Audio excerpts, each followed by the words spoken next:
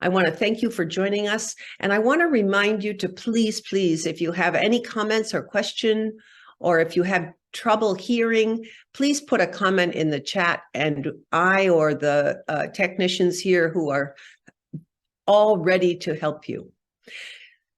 So what I'd like to do is to explain to you a little bit about mentoring and what is available. There are many, many mentoring projects, as you may know. The Africa ELTA Association, that is the Continental African Association of English Teachers, has a mentoring program. And that's one thing. I'm not talking about it. I'm talking to you about a special kind of mentoring program. And there are many. The ones that we're discussing today come from the TESOL International Association's Career Path Development Professional Learning Network. And we are a group of teachers who are members of TESOL who are involved with career path planning, looking at our careers. What do teachers do with their skills and their knowledge as they move forward in their careers? And in our group, we have a program called CLIMB. And CLIMB is a mentoring program that we set up some years ago. And I would like to talk to you about it specifically. But I want to make sure you know that there are different kinds of mentoring programs. I'm going to be talking to you about one, and I'll be referring to others as I go forward. But know that, like Africa ELTA, there are many, many different mentoring programs. Thank you. Next slide. So we don't just talk about mentoring because, you know, we're nice and we want to help people. Oops, could you go back to the, thank you so much. I'll tell you when to change the slide if that's okay.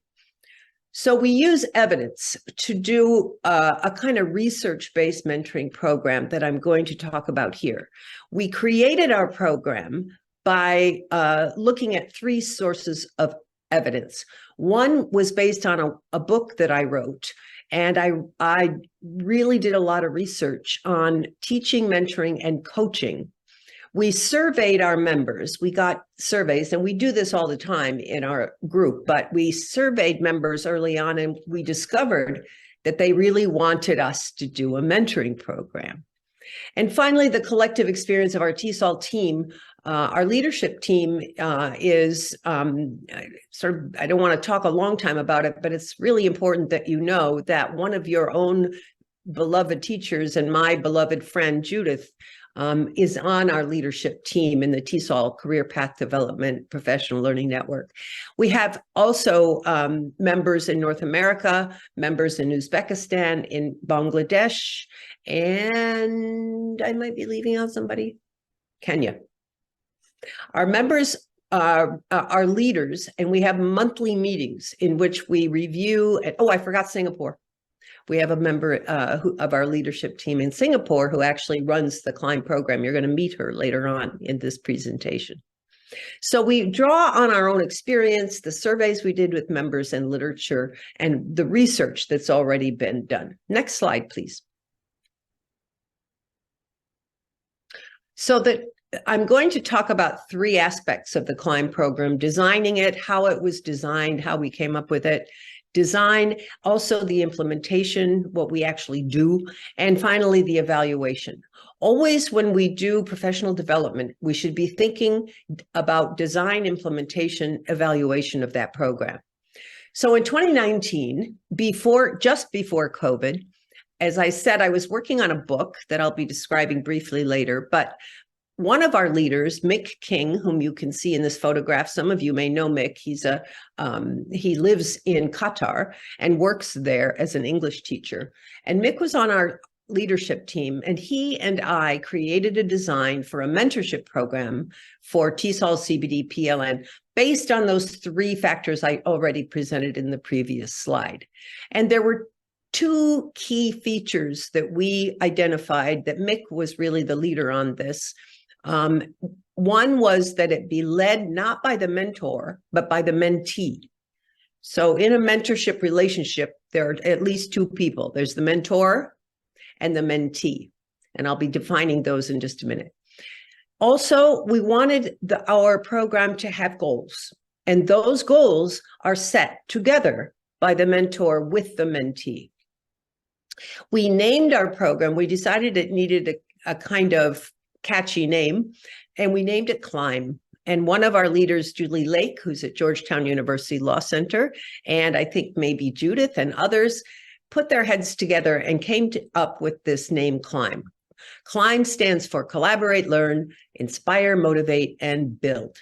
And in a nutshell, ladies and gentlemen, that's what mentorship is. It's those 5 actions, if you will. Next slide. So the implementation is the second. I've described design. Now we're going to go to implementation of this program. And there's a lot of text, I'm sorry, on this slide, too much probably. But I wanted to at least have you able to see a description of our 40 mentors and 70 mentees worldwide who are Climb members. We're going to launch the new program in the coming weeks that will start probably, I think, in September or October. Trained mentors, we train mentors in a training program. Trained mentors applied and were accepted into the program and followed by the development of the distribution of a mentee application document. So we have this Google form, very simple, that if you're interested, you fill it out and you describe whether you want to be a mentor or a mentee. And I'll be describing that form in a minute, but I just wanted to let you know that that's how we do it, using a Google form. Those mentees who successfully complete the program get an acknowledgement and congratulatory letter. Some of our colleagues, particularly in Asia, they wanted a certificate, and we were unable to provide them with an official certificate from the British Council or something. No, this is just a letter to help mentors and mentees to apply for promotion or retention on the job, or maybe they need it for some other purpose. And I wanted to include a picture of our beloved Dr. Wei-Yu Chang, who is the coordinator and organizer and manager of our TESOL CPD PLN Climb program. She has been involved with this program for 2 years now. She's just recently completed her PhD, and she is amazing. She's amazing because she has completed her PhD, started a new job, at the same time managing the Climb program as a service to our beloved TESOL profession.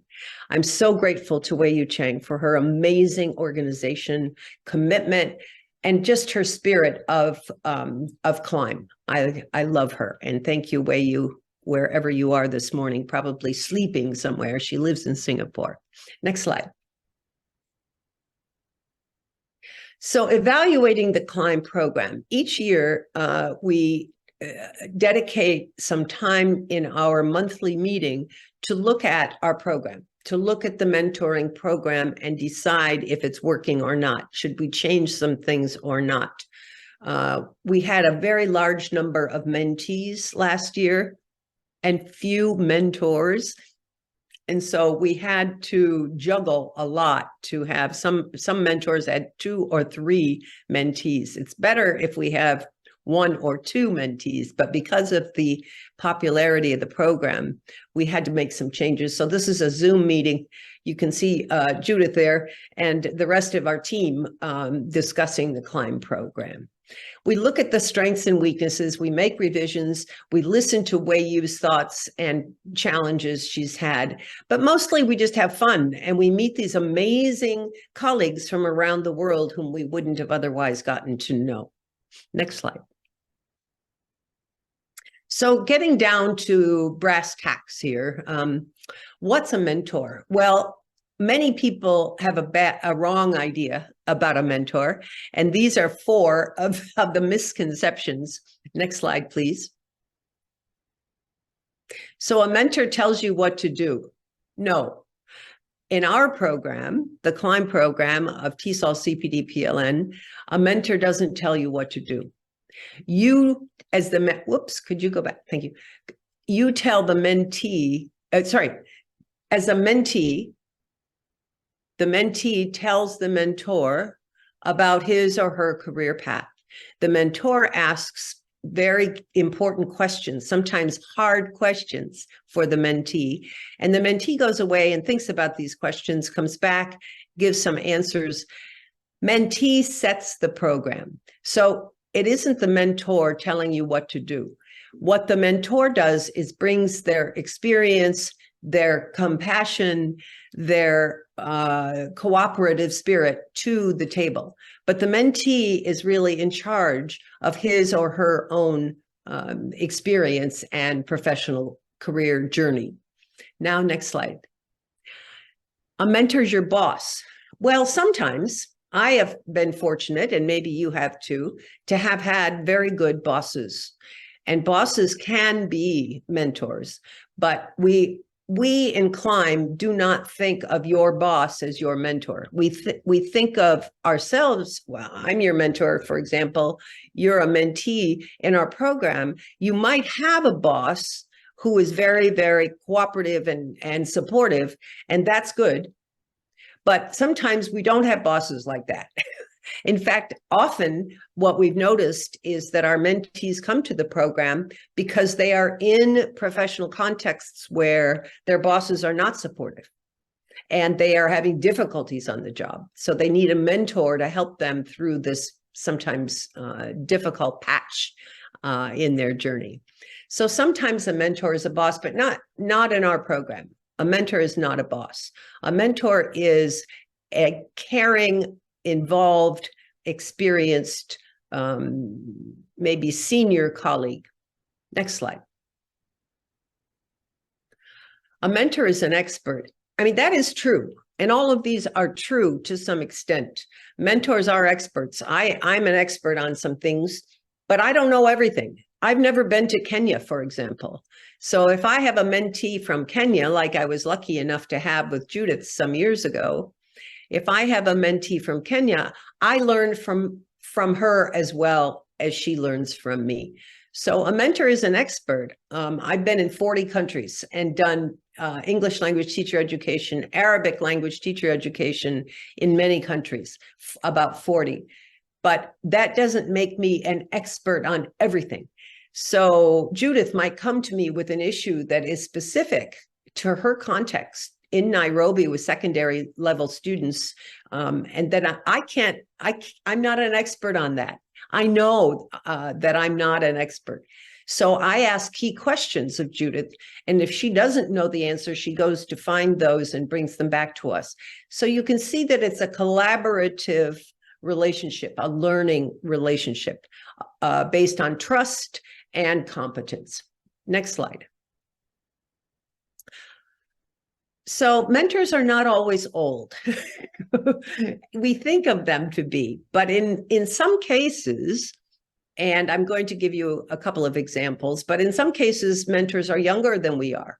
As I've progressed through my career, I am now a semi-retired university professor. And I have people in my life whom I think of as mentors in a way, who are not my age. They're younger than me. For example, all the technology now, I need people to help me. And I have a guy who's younger than me. And he is a kind of mentor into that world of technology and operating systems and websites that I didn't know it before. I'm learning so much from younger people. Just to say, mentors can be older, and we think of them to be older. And we have mentors who are older, but in the Climb program and in our context, many of our members, many of our mentees have mentors who are younger than they are. Next slide.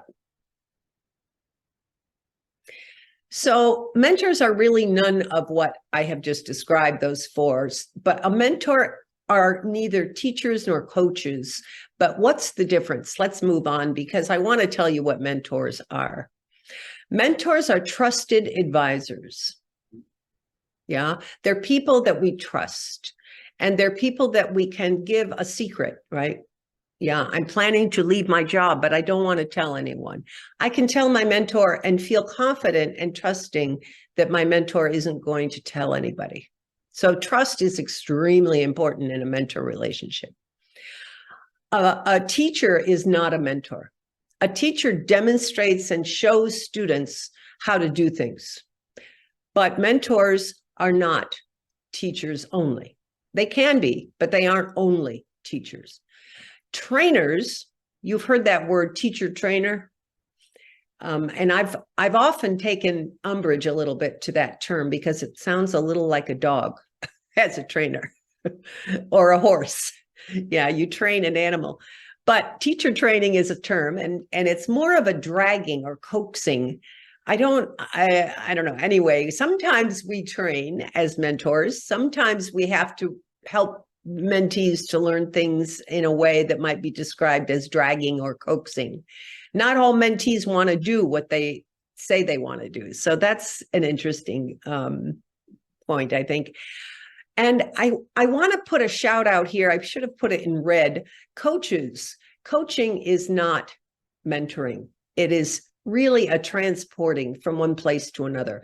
Mentors can be coaches, but they aren't always. Coaching is a very different relationship. And it's the idea of moving or transporting a mentee from one place to another, often from one job to another, often from one profession to another. These days, and we found this in TESOL CPD PLN, these days, there are so many teachers who are leaving the profession, and they're taking their skills into other professional contexts. Those teachers turning into instructional designers, into corporate trainers, and so on. Those teachers who are changing professions, they are needing coaching, and because they're being transported from one professional environment to another. Climb mentors wear all those hats, and we do all of those things. And I have many stories that I don't have time for today, but I just want to shout out that distinction, which I think is sometimes poorly understood and buried. Mentors, teachers, trainers, and coaches. Have you ever had a mentor in your career, a teacher, a trainer, a coach? You might want to think about those four roles. If an individual in your past comes to mind, you could write that down. We'll be talking about that at the end. Next slide, please. This is just it's a terrible, because I don't know, we can put it in the chat box, I guess, but this is the Climb application. And I would invite all who are present here. We have a small but appreciative audience. Thank you all for coming, by the way. But that is the Climb application. You can find it on our Facebook page or on our WhatsApp group as well. You can find that form where you can apply for the Climb program. I would encourage you to take a look at it, at least as part of this presentation. Next slide, please. I mentioned that book that I finished in 2019 before COVID. And I don't know about Kenya, but I know in many parts of the world, the COVID world pandemic created career path challenges for TESOLers worldwide. But if you're interested, you might want to have a look at this book, which contains some...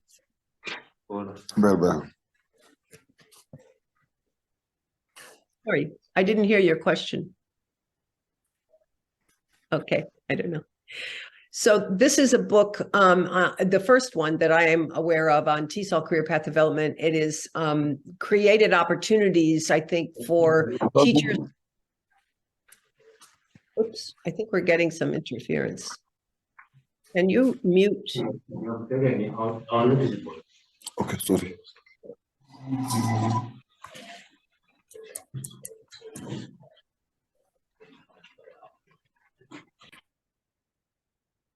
Oh, thank you.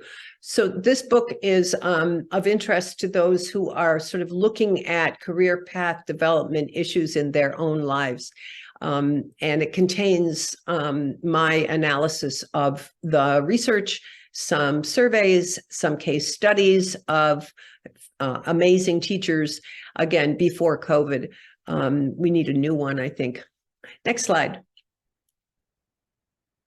So I just wanted to close by saying thank you to you all, to Nairobi NRELPAK, and to the amazing Judith Agueno. This photograph was one she sent me, and I was grateful she did, of us at the Portland, Oregon, United States TESOL 2023 convention, where we met face-to-face for the first time.